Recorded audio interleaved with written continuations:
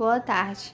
Iremos apresentar o projeto Avaliação do Ensino Remoto na Escola Centro Educacional Cora Coralina, uma nova realidade. No decorrer da apresentação, iremos abordar os seguintes tópicos: introdução, referencial teórico, reflexão do método em dias atuais, a situação dos professores, alunos e pais ante ao ensino remoto, metodologia, resultados, cronograma, conclusão, referências e apêndice. O nome das acadêmicas são Ana Cristina de Souza Alves, Ellen Caroline Barreto dos Santos, Francisca Adriele Cruz Silva, Raíssa Lopes da Silva, Rosana Alves Souza, Shelry da Conceição Silva, quem vos fala, Vivian Vasconcelos da Silva. Na introdução temos: as práticas metodológicas foram encaixadas no ensino remoto, trazendo à tona as muitas dificuldades que surgiram durante essas mudanças, que, consequentemente, abriram caminhos para novas possibilidades. Diferentes métodos estão sendo utilizados, alguns deles tradicionais e outros tecnológicos, tais como as provas digitais e as aulas em tempo real, por meio de aplicativos e várias outras plataformas. Essas novas formas de ensinar são ferramentas que os professores e gestores estão fazendo uso para avaliar e desenvolver novos projetos e políticas educacionais, tentando assim garantir que o ensino não pare diante desses recentes acontecimentos. O presente projeto abordará as dificuldades que as escolas vêm enfrentando com o ensino remoto, desde que surgiu a pandemia, e obrigou a todos a ficarem trancados dentro de suas casas. Diretores e professores, a gestão escolar em geral, teve que se reinventar para que o ensino, para que as aulas não parassem por aí e tivesse continuidade, mesmo que isso fosse de forma remota. Esses novos métodos decorrentes do cenário atual que se encontra a sociedade não são essenciais somente no presente momento, mas também no futuro de todos e principalmente no desenvolvimento da educação em todos seus aspectos. Irei falar agora sobre a reflexão do método em dias atuais. Comentarei um pouco sobre o ensino tradicional e ensino mediador. O ensino tradicional era apenas uma reprodução do que o professor falava. O professor não ensinava, ele reproduzia algo e o aluno decorava. E a memorização era a chave da aprendizagem, mas não se aprendia, se decorava. Não importava se o aluno aprendia. Nessa metodologia, o professor era rígido. Ele era a autoridade máxima em sala de aula. Ele infundia regras que não poderiam ser descumpridas, pois os alunos eles eram punidos. O método mediador, que é o ensino mediador, o conhecimento é entre ambos. O professor compartilha seus conhecimentos e aprende também com os alunos. Entende-se que esse método ele é aprender, ele aprende de verdade e não decora. É um processo de construção de conhecimento que o aluno é instigado a pensar, a reproduzir e é sobre a orientação do professor. O ensino mediador ele ajuda tanto o professor quanto o aluno. Essas duas imagens, elas reproduzem bem o que eu quis falar. Na educação tradicional, o professor é a autoridade máxima em sala de aula, onde o professor é mostrado como uma boca e os alunos apenas como ouvido. Eles não opinavam. E o ensino mediador, o professor ele ajuda, ele media, né? Ele é um comunicador, ele é proativo, ele motiva, ele é competente, ele ajuda o aluno a subir. Ele é um professor, ele ensina. Dando continuidade, eu, Francisca Adriele, continuando sobre a reflexão do método em dias atuais. Sabemos que o ensino remoto ele foi o método mais viável, né, para que alunos eles não deixassem de estudar num período tão complicado como este, período da pandemia. Isaac cita que, com a pandemia, as plataformas EAD passam a ser uma solução viável para que as crianças e jovens não percam o ano letivo. Mas a avaliação de que essa implementação seja positiva em todos os aspectos só é válida se entendermos a educação básica a partir do viés da aprendização e mercantilização do ensino. Ou seja, é necessário aprender realmente. E, continuando, ele cita que os currículos escolares são muito mais do que os documentos curriculares prescrevem. Eles são vívidos, experimentados, sentidos em cada uma das escolas brasileiras. E o cenário é muito complexo, mas é urgentemente necessário que outras alternativas sejam propostas. Educação à distância é uma modalidade que exige planejamento, formação e investimento. A educação à distância é uma coisa bem complicada, mas é necessário um planejamento para que se adeque. Porém, mesmo em um cenário favorável, o EAD não pode ser uma alternativa ao ensino presencial da educação básica. Os alunos em idade escolar são seres em formação. Para muito, falta-lhes autonomia para gerir o seu próprio estudo. Então, como podemos ver, né? É uma coisa bem complicada, porque foi a única forma que encontraram para que alunos não deixassem de estudar. E Farage, ele cita que a realidade de acesso tecnológico deve ser compreendida no contexto de profunda transformação no mundo do trabalho que, agravado pela realidade da pandemia, faz a população brasileira amargar cerca de 12,9 milhões de desempregados por segundo. Dados do Instituto Brasileiro de Geografia e Estatística, o IBGE, de agosto de 2020, além de 29 milhões de trabalhadores informais. Em 13 semanas, segundo matéria do G1, o número de desempregados de desemprego aumentou em 31,2%. Foi necessário criar novos meios e métodos para que possa avaliar os alunos. E a aprendizagem durante o ensino remoto ele trouxe muita novidade e desafio, dificuldade, não só para o professor, mas também para o aluno em adquirir conhecimento. E é evidente que ele trouxe um grande impacto nos estudantes. E a questão é como avaliar. Foi necessário reinventar a maneira de avaliar.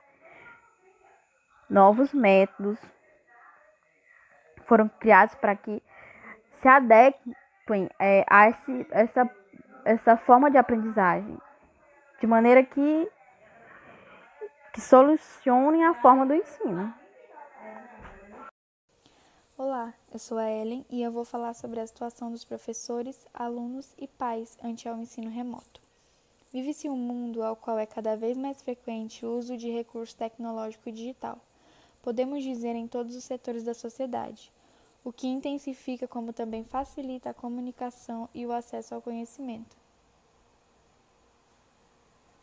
Nós vivemos em um momento em que o uso da tecnologia ele se tornou crucial em nossa rotina em todos os setores, e também na educação. No entanto, uma grande parcela da população ela não tem acesso a essa tecnologia, que é uma internet de qualidade, um computador, o que mais uma vez ressalta um grande problema enfrentado pela nossa sociedade, que é a desigualdade social.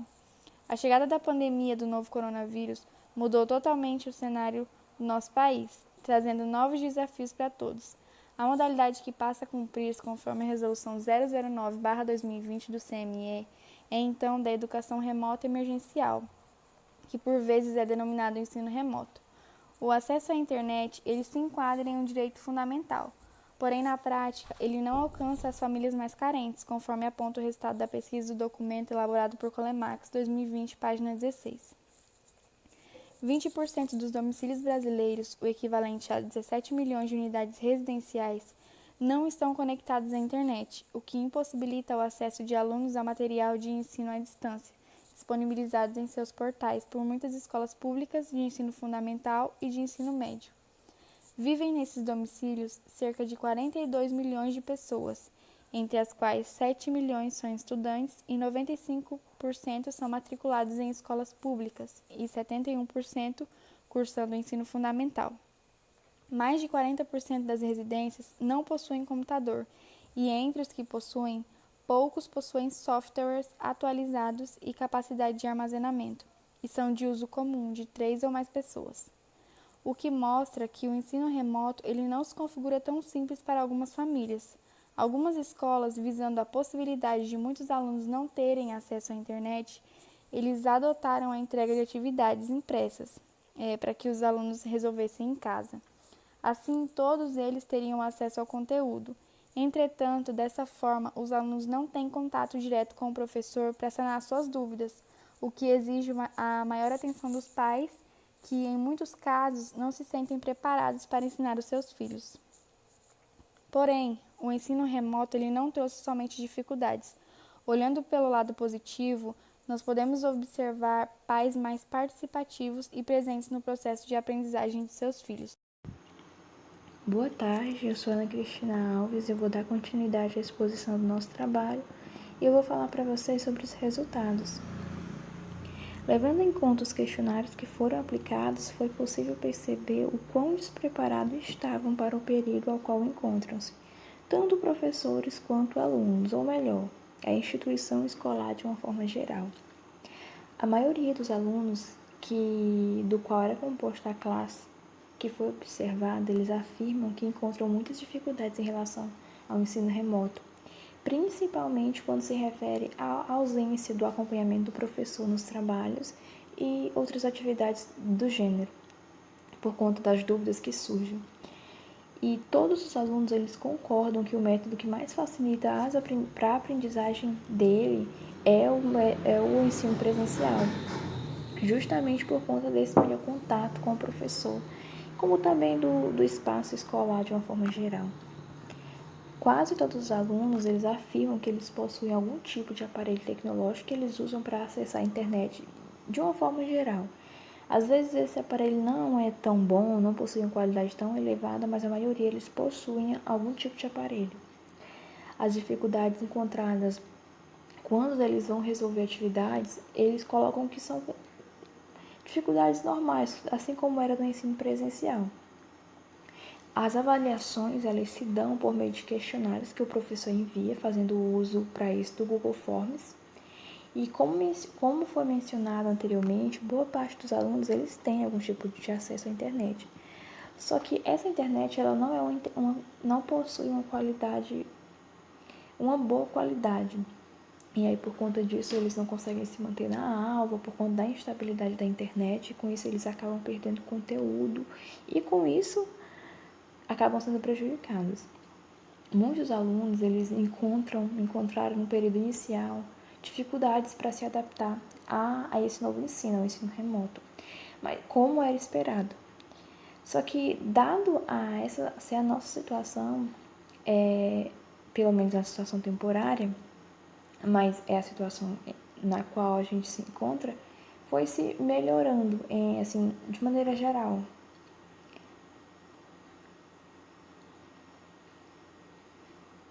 Em relação à contribuição do ensino remoto para o aprendizado, os alunos eles colocam que não ocorreu nenhum fator novo, o ensino apenas conseguiu suprir o desejado na maioria dos casos. E aí foi colocado pelos alunos que eles até percebem que muitos professores até se esforçam em dinamizar a aula dentro do que é possível, né? Dada a nossa situação. Só que uma boa parte dos professores apenas faz o mínimo do necessário. Sobre a avaliação de forma geral dos alunos em relação ao ensino remoto, torna-se evidente com isso um leve descontentamento deles em relação ao ensino remoto e uma preferência para com o ensino presencial.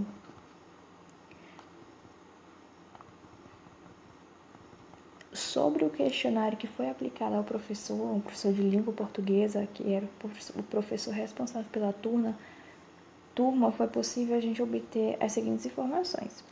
As dificuldades colocadas que o professor colocou foi a adaptação realmente dessa nova forma de dar aula, de encontrar maneiras para expor os conteúdos aos alunos de uma forma que os alunos compreendessem, visto que, levando em conta que o professor nunca teve tanto acesso a esse tipo de modalidade de ensino. E apesar do professor em questão ele ser um usuário assíduo das mídias digitais, em relação às novas ferramentas que ele passou a utilizar, no período inicial ele encontrou algumas dificuldades, mas aí com o passar do tempo e à medida que ele foi se familiarizando com as ferramentas, ele foi superando essas dificuldades e aí foi tentando cada vez mais fazer o uso de novas ferramentas para se familiarizar, para trazer coisas novas para os alunos. Em relação à avaliação, o docente coloca que faz uso do Google Forms para repassar aos alunos as atividades e trabalhos, e aí durante a aula ele observa quais alunos estão participando, assim como era no ensino presencial, a pontualidade da entrega dos trabalhos, também a qualidade dos trabalhos. Como o professor está ministrando as aulas da sua própria residência, e aí ele faz uso da sua rede de internet, que possui, ele coloca aqui uma qualidade aceitável, mas em alguns momentos ele tende a ter alguns problemas, mas nada relacionado com a qualidade da internet, e sim por conta de fatores naturais, como a chuva e entre outros. E aí em relação às ferramentas como notebook, computador, ele coloca que tem, mas porque ele teve de adquirir com a sua própria renda.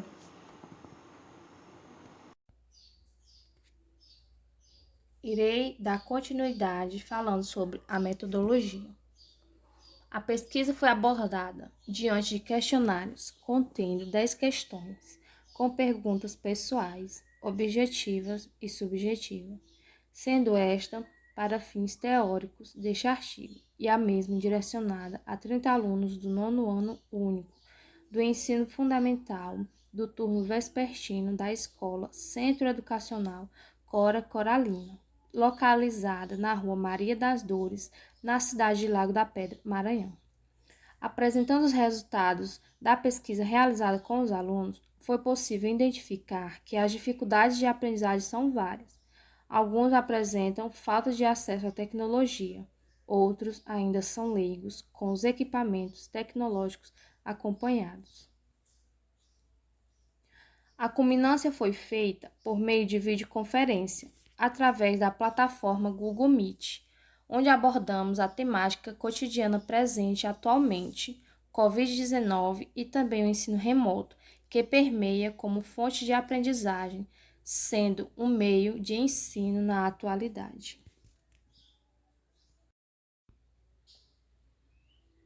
Iremos dar continuidade com a exposição do cronograma. No dia 1º/3, foi a apresentação do projeto e a coleta de material para o nosso estudo. No dia 3/3, aconteceu a entrega da carta de apresentação na escola e também explicamos a prática. No dia 5/3, foi o primeiro dia de observação e no dia 6, o segundo dia de observação com a aplicação do questionário. No dia 8/3, realizamos a culminância juntamente com a dinâmica. O que podemos concluir?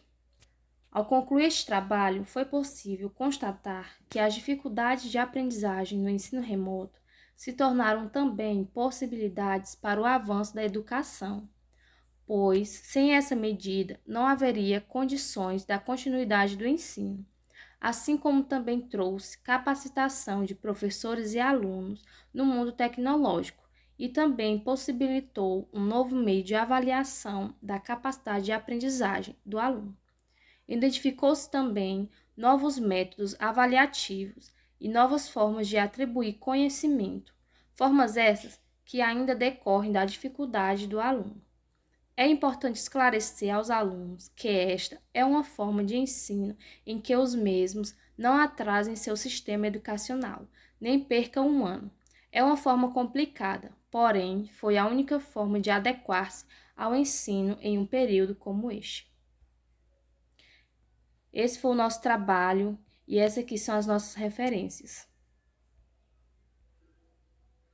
E esse é o apêndice, foi o questionário que entregamos aos alunos e professores.